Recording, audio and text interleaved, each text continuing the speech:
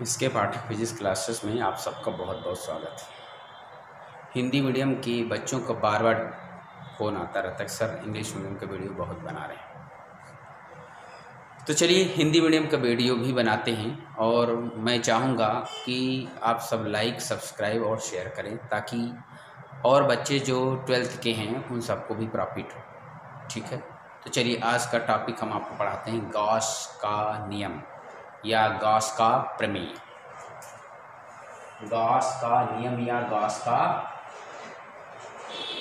प्रमेय, जिसे सिर्फ गॉस प्रमेय कहते हैं। तो देखिए, गॉस का नियम समझाने से पहले मैं बता दूं कि इन्होंने सबसे पहली बात है कि आवेश और आवेश से परिबद्ध क्षेत्र जिससे गुजरने वाला विद्युत फ्लक्स, जिससे गुजरने वाला विद्युत फ्लक्स के बीच में संबंध दिया। अब इनका पूरा नाम है कार्ल फ्रीडरिच गॉस। इन्होंने इस प्रमेय को समझने के लिए सबसे पहले कूलाम के नियम का अध्ययन किया और ये कहा जाता है कि कूलाम का नियम वास्तव में जो भी नियम था उसी का एक्सटेंडेड फॉर्म गॉस का नियम है। मतलब गॉस का नियम स्थिर वैद्युत बलों के संबंध में कूलाम नियम का दूसरा रूप है, राइट है।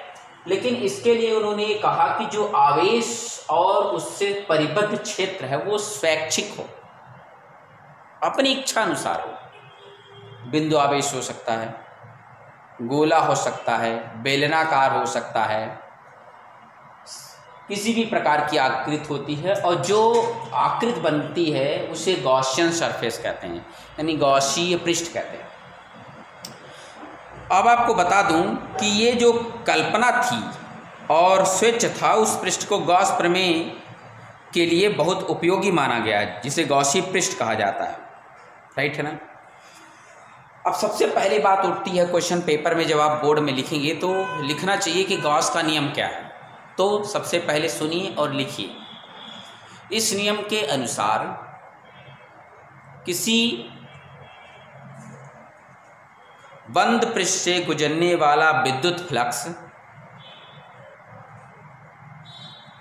उस पृष्ठ द्वारा परिबद्ध कुल आवेश का 1/ε0 गुना होता है। 1/ε0 गुना होता है, जहाँ एप्सिलॉन 0 वायु या निर्वात की विद्युतशीलता है, जिसका मान 8.854 गुणे 10⁻12 कूलम स्क्वायर पर न्यूटन मीटर स्क्वायर होता है। ये कई बार पेपर में पूछा गया है कि इसका मान कितना होता है। तो ये तो मैं आपको बस ऑब्जेक्टिव के लिए बता दिया, इसको आपको बहुत लिखने की ज़रूरत नहीं है कि इसका मान कितना है, याद रखने के लिए है। लेकिन इसका एक गणितीय रूप भी है, आपको हम बता दें। बहुत सारे टीचर जो है पढ़ाते हैं लेकिन सिर्फ इतना नियम बताते हैं जो हमने आपको ऊपर लिख के दिया है। अब जो हम इसका गणितीय रूप बता रहे हैं उसको सुनने की कोशिश कीजिए। विद्युत क्षेत्र में बंद लूप के लिए विद्युत क्षेत्र का पृष्ठीय समाकलन, सरफेस इंटीग्रेशन, विद्युत फ्लक्स के बराबर होता है। ये उसका गणितीय रूप है। तो गणितीय रूप के बारे में बहुत कम शिक्षकों को ज्ञान है, फिर भी मैं इसको आपको बता रहा हूँ, समझेंगे। तो इसको कैसे लिखा जाएगा, इस तरह से। निर्वात में जो फ्लक्स पास हो रहा है, हम उस फ्लक्स का, विद्युत फ्लक्स का नाम मान लो एग्जाम्पल के लिए क्या दे दिए, फाई। और मैंने अभी बताया कि बंद पृष्ठ से परिबद्ध जो भी आवेश है, तो ये देखो बंद पृष्ठ को शो करता है और यहाँ सरफेस, और विद्युत क्षेत्र का पृष्ठीय समाकलन, ये देखिए विद्युत क्षेत्र का पृष्ठीय समाकलन के बराबर होता है। और यही नियम आगे चल के ये भी है कि निर्वात में उपस्थित कुल आवेश का 1/ε0 गुना होता है। ये Q/ε0 गुना होता है। यही गॉस का नियम है। तो ये गॉस का ये गणितीय रूप है और ये गॉस का नियम है। हालांकि ये कुछ लोग विद्युत फ्लक्स भी कहते हैं कि विद्युत फ्लक्स पाई ई बराबर इतना होता है। हमने भी इंग्लिश मीडियम में ये पढ़ाया है और इसको इस तरह से बताया है, तो आप लोग इसको नोट कर लीजिएगा। अब यहाँ पर एक ऑब्जेक्टिव क्वेश्चन आता है जो हम आपको इस टॉपिक के ठीक बाद में समझा देंगे, ठीक है। चलिए, अब इसको प्रूव करने के लिए कई सारे तरीके हैं। या आवेश बंद पृष्ठ के अंदर उपस्थित हो, आवेश बंद पृष्ठ के बाहर स्थित हो, कई तरीके हैं। तो सबसे पहले बात करते हैं कि यदि आवेश बंद पृष्ठ के अंदर उपस्थित है तब गॉस के प्रमेय को व्युत्पत्ति कीजिए। तो चलिए गॉस के प्रमेय को व्युत्पत्ति करने के लिए हम आपको डेरिवेशन दिखाते हैं। यहाँ तक गॉस का नियम लिखेंगे। अब जो बता रहे हैं वो आपको डेरिवेशन यानी निगमन, किसका निगमन? गॉस का ये जो निगमन लिखेंगे, अंग्रेजी में डेरिवेशन। इतना लिखने के बाद हम आपको जैसा जैसा बोल रहे हैं उसी तरह से आपको लिखना है, ध्यान से समझते चलना है।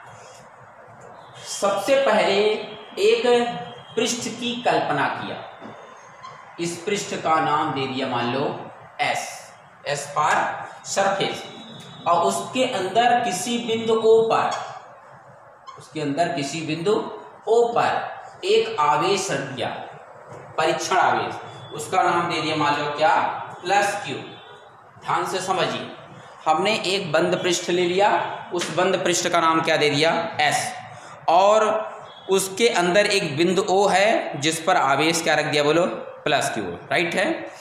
अब इस पूरे पृष्ठ को छोटे छोटे अल्पांशों में विभाजित किया जा सकता है, या इसका उल्टा बोल सकते हैं कि कई सारे छोटे छोटे अल्पांशों के योग को ये पूरा पृष्ठ कह सकते हैं।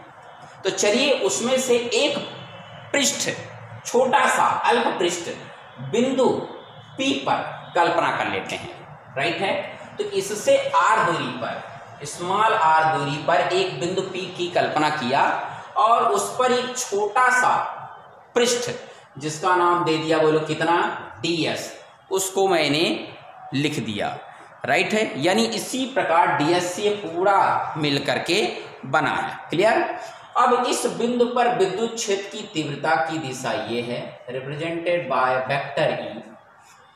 हमने आपको बताया है कि ये पृष्ठ यानी क्षेत्र सदिश राशि है। और क्षेत्र सदिश राशि देखिए, एग्जाम्पल के लिए आप सबसे पहले मेरे हाथ हथेली को देखिए। हथेली का अगर आप देखेंगे तो ये उसकी दिशा को व्यक्त करता है, राइट है। मतलब अगर हम ये कहें कि एक एक्स एक्सिस है और एग्जाम्पल के लिए ऐसे कहें वाई एक्सिस है, तो इसकी जो दिशा होगी वो क्या होगी? बोलो जेड एक्सिस होगी। तो this is what? Direction of X and Y. तो ये इसी तरह से आपको कहूँ कि इस पृष्ठ का क्षेत्रफल है, क्षेत्रफल की दिशा, राइट है। क्षेत्रफल का सूत्र तो मालूम है। तो मान लेते हैं कि इसकी दिशा ये है जो इस पृष्ठ के ठीक अभिलंबवत बाहर की ओर है, और ये विद्युत क्षेत्र के साथ कितना कोण बना रहा है? थीटा, राइट है। अब यहाँ एक सॉलिड एंगल भी पढ़ाए हैं जिसको हम लोगों ने पीछे पढ़ रखा है इंग्लिश मीडियम में, ठीक है। हिंदी में बोलते हैं घन कोण। तो ये उसका हमने घन कोण की कल्पना कर लिया, और ये घन कोण को रिप्रेजेंट कर दिया बोलो किससे? D omega. घन कोण की परिभाषा आप देखिए नीचे स्क्रीन में फ्लैश हो रहा है, राइट है, उसको समझ लीजिएगा। डी ओमेगा कहलाएगा, क्लियर। आपको 1 मिनट के लिए घन कोण को मान बता दें। घन कोण डी ओमेगा का जो मान होता है वो होता है ds cos theta divide bye r square. ये अल्प पृष्ठ के लिए है, अगर पूरे का जोड़ेंगे तो 4 पाई होगा, क्लियर है। तो चलिए गॉस प्रमेय में आपको अभी इसको नहीं लिखना है, समझाने के लिए मैंने लिख दिया, क्लियर। तो जैसे जहां तक मैंने बोला वहां तक आपको लिखना है, और उसके बाद बिंदु P पर +Q आवेश के कारण विद्युत क्षेत्र की तीव्रता, विद्युत क्षेत्र की तीव्रता को व्यक्त करेंगे E से, जिसका मान होता है 1/4 pi epsilon not Q divide by r square. चूंकि ये निर्वात में है इसलिए यहाँ पर कोई भी माध्यम का परावैद्युतांक नहीं लिखा है, क्योंकि हम जानते हैं वायु निर्वात का परावैद्युतांक y का तो 1 होता है, सॉरी y का 1.0000536 होता है और निर्वात का 1 होता है, तो लगभग 1 जैसा माना जाता है। तो इस बिंदु P पर इस आवेश के कारण विद्युत क्षेत्र की तीव्रता का क्या हो गई? बोलो मान। इसको हमने किससे व्यक्त कर दिया, मान लीजिए समीकरण 1 से।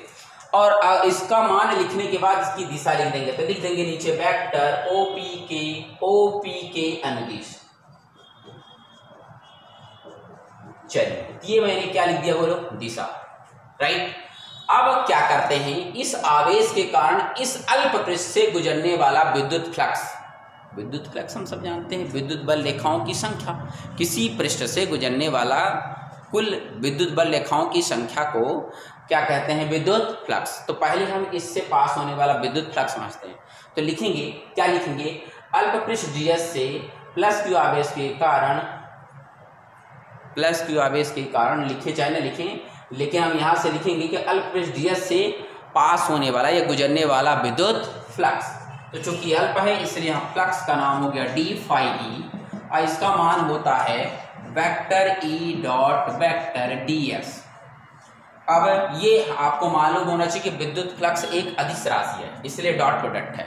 अब अगर डॉट प्रोडक्ट खोल दें तो हम सब पढ़े हैं क्लास 11th में, vector A dot vector B बराबर mod of A mod of B, यानी ए बी कॉस थीटा, जहाँ थीटा ए और बी के बीच का कोण है, यानी ई और डी एस के बीच का कोण क्या है, थीटा। तो यहाँ फार्मूले से E D S cos theta. अब समीकरण 1 से ई का मान लिखने पर, यहाँ लिखेंगे समीकरण 1 से ई का मान रखने पर, तो रख दीजिए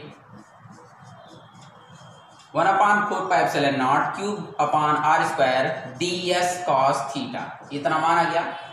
अब इस मान को ध्यान से समझ लीजिए, पहले क्यू को गुणा 1 से रख दें, तो गुणा करेंगे तो क्या हो जाएगा, यहाँ मिटा देता हूँ और इस डायग्राम को भी मिटा देता हूँ।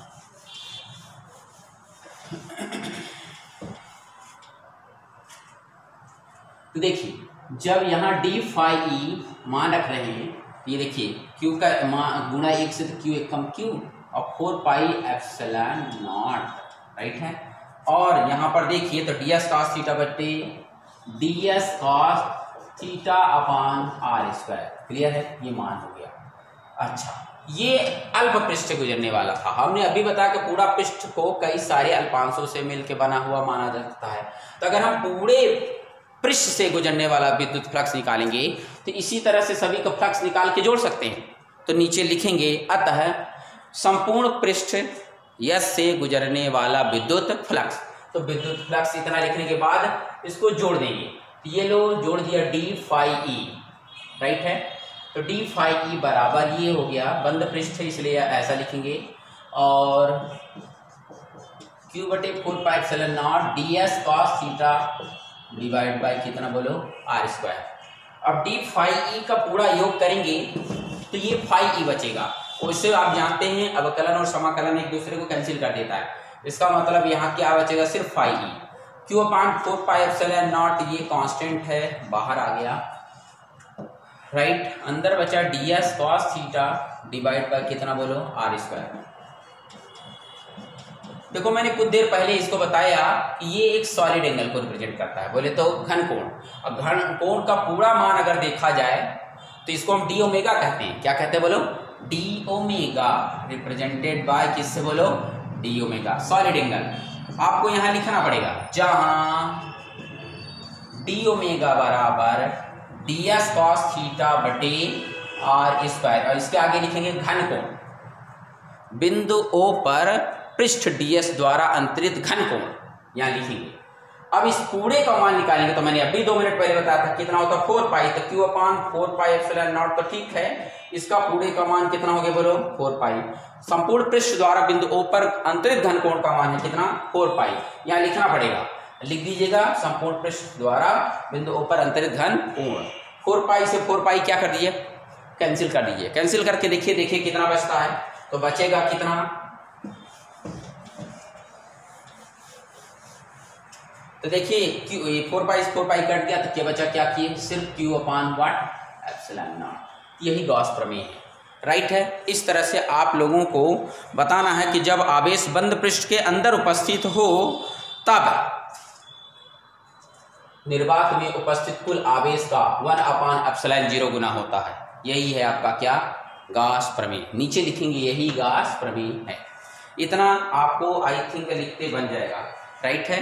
तो चलिए इस टॉपिक के बाद हम अगला जो टॉपिक है इससे रिलेटेड क्वेश्चन अगले वीडियो में बात करेंगे। ठीक है, जय श्री राम।